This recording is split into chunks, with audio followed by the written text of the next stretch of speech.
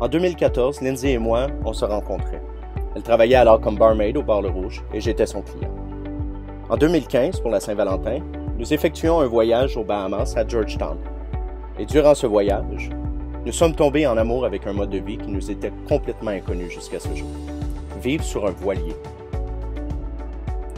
À notre retour de vacances, malgré le fait que nous étions un jeune couple, que nous n'avions pas beaucoup d'argent et que nous n'avons aucune expérience en navigation, on a vendu tout ce qu'on possédait et on a acheté un voilier.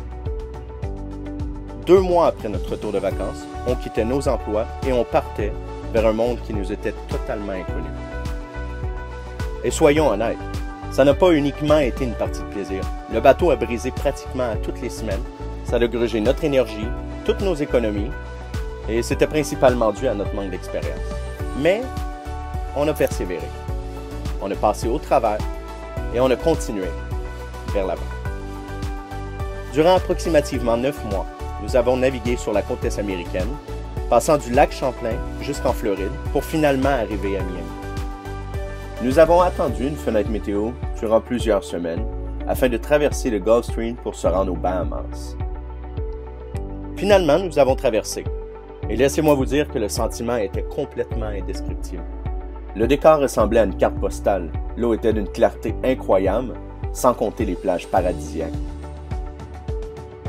On a compris à cet instant qu'on ne reviendrait jamais en arrière. Nous devions à tout prix devenir des vrais sailors. Nous avons donc continué, traversant les Bahamas en entier, pour finalement se rendre exactement où tout avait commencé, à Georgetown, aux Bahamas. Pour plusieurs personnes, Georgetown, c'est la dernière destination. Et ensuite, ils retournent au Canada ou aux États-Unis. Pour nous, c'était le début. C'était le début de la vraie aventure, le début des vraies choses. Donc, nous avons continué.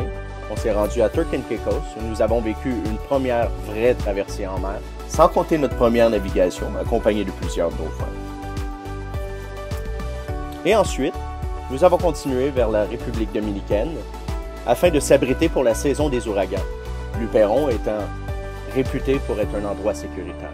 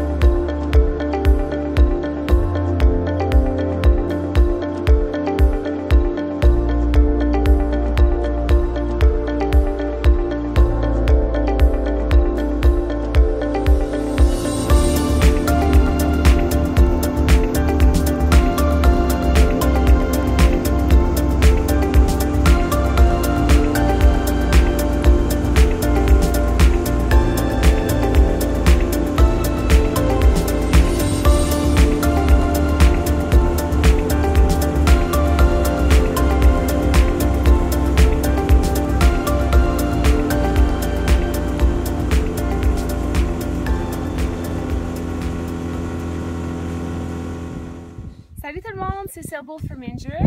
Moi c'est Lindsay, c'est Nicolas et on a ça à prendre. Où ça? Ici, là. Hey gang, ça fait 2 ans, presque 2 ans qu'on a eu l'idée de partir, qu'on était aux Bahamas la Saint-Valentin, qu'on a vu les voiliers, puis qu'on est tombé en amour avec cette ville-là. Ça fait presque 1 an qu'on est à Luperon et c'est le temps pour nous de partir. Donc on lance le premier épisode. On va vous montrer c'était quoi Luperon. On va vous amener en ville, en dinghy, puis on va vous montrer les petites places où on allait tout le temps. Et la marina où on a passé presque 1 an à réparer notre Hunter et à essayer de le vendre. Donc, suivez-nous, on va vous montrer ça. Pendant qu'on va se rendre en ville, on va vous montrer les 3 choses, les 3 principales choses qu'on faisait ici.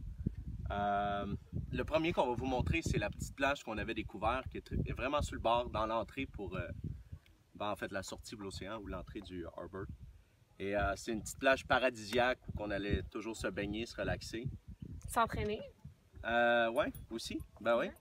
Mais pour l'entraînement, on va montrer l'autre plage. On va montrer Playa Castillo, un autre endroit où on aimait beaucoup aller s'entraîner. Et on va finir par montrer aussi un petit time-lapse de Cat and Dog Luperon. Ça, Lindsay, elle pourrait vous en parler un peu plus. Cats and Dogs of Dominican Republic, c'est pas de Luperon, c'est toute la République dominicaine. C'est une organisation à but non lucratif. C'est pour aider les animaux errants ou les animaux dominicains que les gens n'ont pas assez d'argent pour payer pour les soins. Alors à chaque mois, on se réunit au parc en ville puis on donne la médication aux animaux. On va peut-être vous montrer ça pendant qu'on se rend en ville. Pour l'instant, on part le moteur et on se dirige vers le public dock.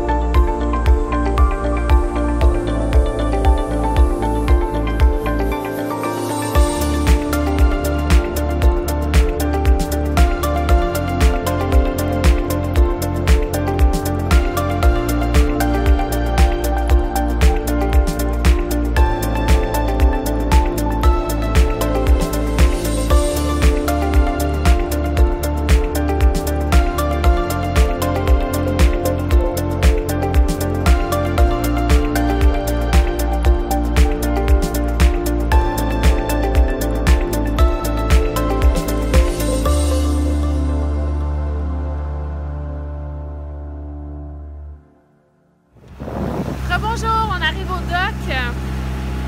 dock public. Je vous montre ça.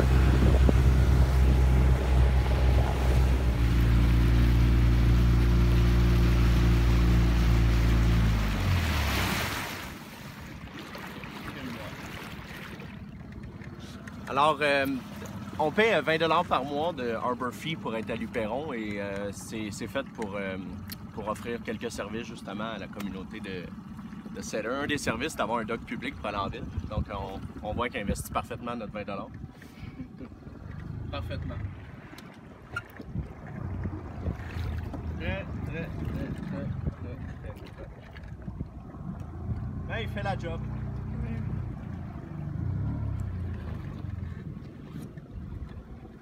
On va se mettre tout ça.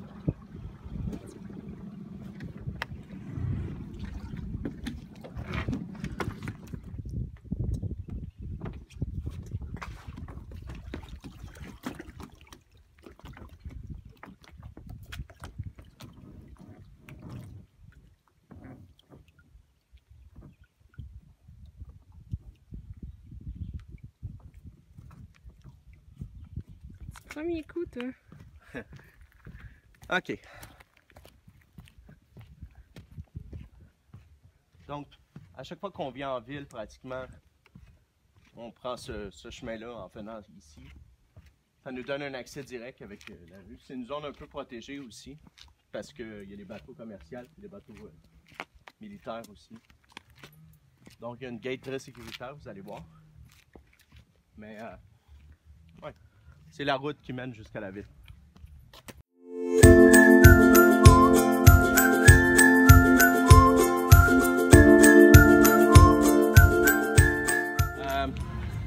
Quand les bateaux arrivent ici, un peu, je vais t'arranger ça. Quand les bateaux arrivent ici, on doit évidemment lever le flag jaune et ensuite deux militaires viennent dans notre bateau, font une première inspection et tout. Mais ensuite, on doit venir ici. Ici, il y a l'immigration, il y a les frais de port et il y a l'agriculture. Je ne sais pas trop pourquoi il y a une cabane d'agriculture, mais bref. En gros, ça nous coûte 20 $ par mois venir ici. Il y a un frais quand on arrive avec le bateau. Il y a un frais d'agriculture d'environ 20 $.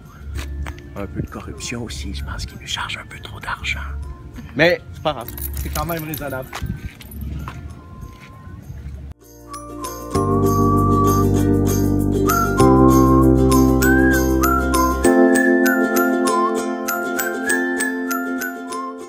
Ici c'est un Freddy Store, c'est un genre de petit marine store usagé. Plein de stocks que soit les sellers ont laissé ou abandonné ou voilà. Ou bon, peu importe la raison, il y a plein de... C'est quand même intéressant, il y a beaucoup de stocks, ça dépanne beaucoup pour le monde ici, puis les prix sont raisonnables. Faut savoir négocier un peu. Allez, on continue.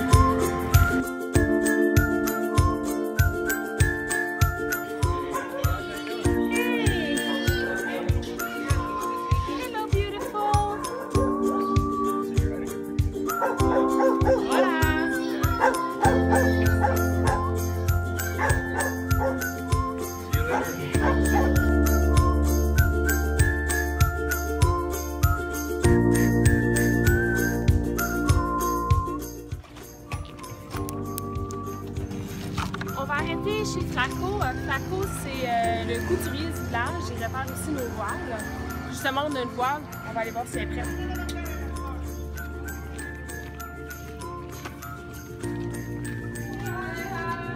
Hola, ¿está bien? How are you today?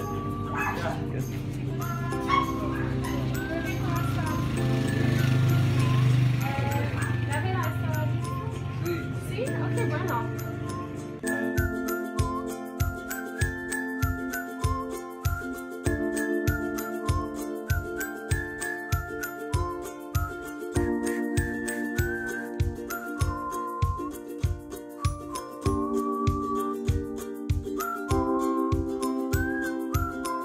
On aime tellement notre nouveau bateau, on va beaucoup en prendre soin.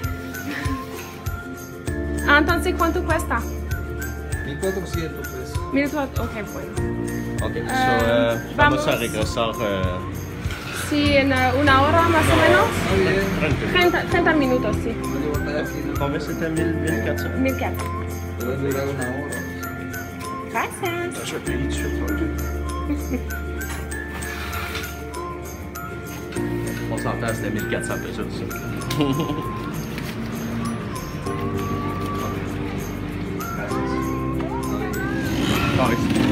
Je vais vous amener au meilleur chicken sur terre. Ouais, peut-être Dominicaine République ou Luperon. Le meilleur ici, en tout cas, le plus santé. C'est ça.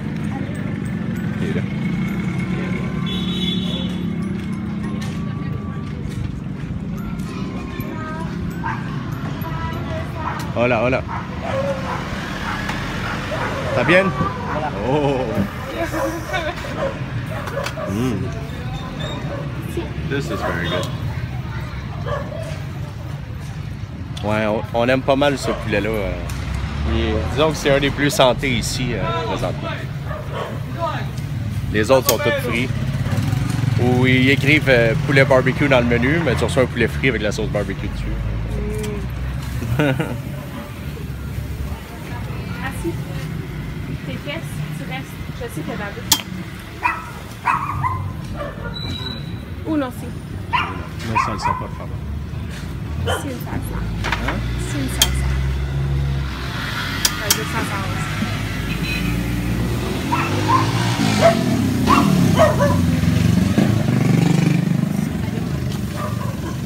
Oh, c'est le chien avec un œil. Hein? Le chien avec un œil. C'est ça.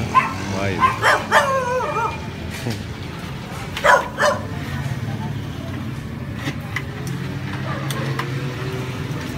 Hola. Allez, la grosse.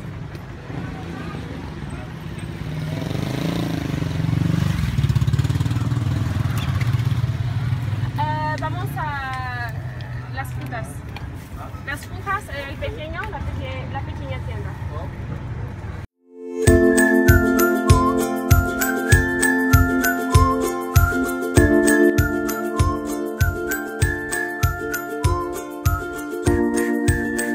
Vengo, ¿llevar no está?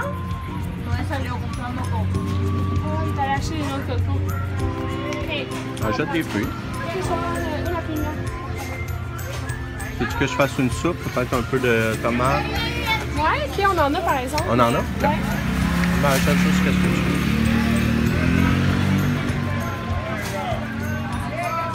Hey Lindsay, combien ça te coûte d'habitude quand tu achètes des fruits ici? Rien. Quasiment rien. 5$ puis je suis pleine. T'es pleine, qu'est-ce que tu veux dire par t'es pleine? Ben, tout ça, là, vous allez voir tout ce que j'achète. Normalement, ça fait.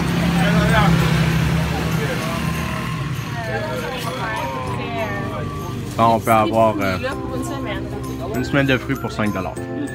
Ils sont bons pour la santé, ils n'ont pas été... ils sont frais cueillis chaque matin, pratiquement.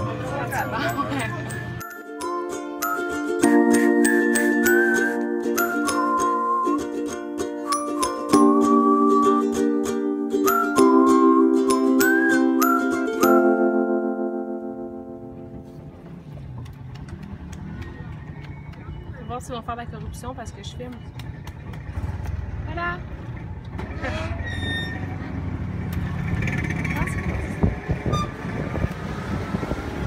C'est quand même une tentative. Ouais! Il y a passé 2 minutes.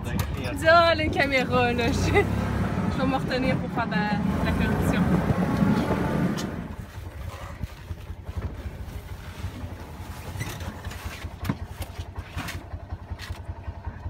Je ne demanderai pas combien parce qu'à chaque fois, il me dit ah, il y en a ça, il y en a ça. Comme tu veux. Quanto cuesta? Non sé. Non, c'est. Gracias. Mes filles, t'as vu mon chien? Voyons. Gracias.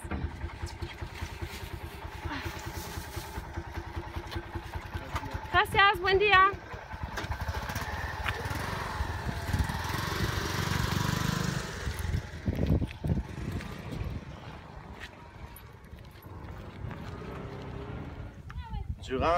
Durant toute l'année qu'on a été ici, on a pratiquement été toute l'année à la marina. Quand on est arrivé avec le Hunter, on avait perdu notre panneau solaire à Georgetown. On avait besoin d'énergie, c'est dur. C'était dur de trouver des panneaux solaires, on a trouvé la bonne compagnie.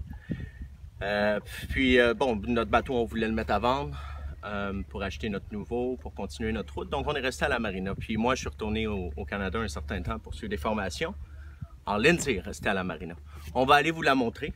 Pendant ce temps-là, le temps qu'on se rend, regardez comment Lindsay est bonne. Elle, quand elle est restée ici, quand moi j'étais allé suivre des formations en navigation et en météorologie et gestion de l'énergie, Lindsay est allée prendre des formations puis des cours pour faire de la voile avec des lasers ou des sunfish. Des sunfish. OK. Regardez bien comment elle est.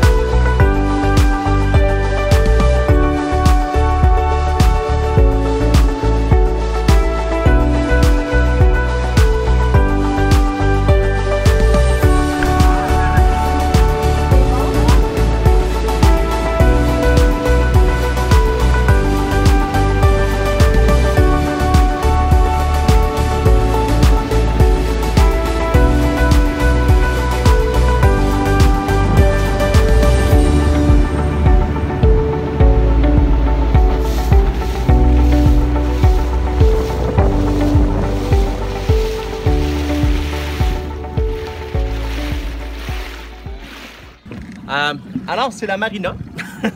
Regarde le quai. Ouais. Pendant tout le temps que Lindsay était ici, presque, c'était en rénovation. C'est encore en rénovation. Je pense que tout est tout le temps en rénovation ici. Bon, regarde, ils vont tranquillement. C'est relax comme pays. Mais Lindsay était vraiment plus capable à un moment donné parce qu'elle se réveillait puis il y avait 50 personnes qui travaillaient sur le quai. Elle essayait de dormir. Et eux, ils sont là au lever du soleil parce que c'est moins chaud. Ceci dit, c'est ici qu'on a fait toutes les réparations sur notre Hunter. On a fait poser un support pour le panneau solaire, qui est aussi un support, un rack à dinghy. On a installé nos nouveaux panneaux solaires qu'on a achetés. On les a installés presque un an après être arrivés. Et c'est aussi ici que les nouveaux propriétaires du Hunter sont venus le chercher et qui ont parti. Donc, ils sont partis le jour de l'an. C'est vraiment nice. Ça faisait une belle fin d'année, vendre notre Hunter, le voir partir. Vous pouvez d'ailleurs le voir présentement sûrement. Et des gens extraordinaires. Mon Dieu, c'était un charme. Aldo, il a acheté notre bateau à distance, sans même le voir, il nous a payé au complet. Il est venu le chercher avec deux de ses amis plus son fils. Et puis ils sont partis à San Salvador, au Bahamas, straight. Lui, il n'avait jamais été dans l'eau. Son ami avait plus d'expérience, évidemment. J'imagine, heureusement. Mais comme quoi, c'est possible. Hein? Regardez, on l'a fait, nous, avec un bateau, puis eux l'ont fait avec le même bateau. Puis nous, ben, on a acheté le CSY, que vous avez déjà vu. Si vous vous remémorez le dernier vidéo qui dit qu'on a vendu notre bateau, qu'on est rendu avec le CSY. On a vraiment une bonne nouvelle pour vous. On a trouvé un acheteur pour notre bateau. Yay! Un gros merci à Aldo qui nous a acheté très rapidement notre bateau et qui a fait ça très simple, exactement ce qu'on cherchait. Donc, ce n'est plus notre bateau, c'est rendu le bateau d'Aldo, mais on a aussi notre nouveau bateau. Puis maintenant, on va aller vous le montrer en direct. Juste pour vous dire quelque chose, ça a été notre vie toute l'année ici. Si Lindsay, elle se mettrait debout puis elle ferait un tour.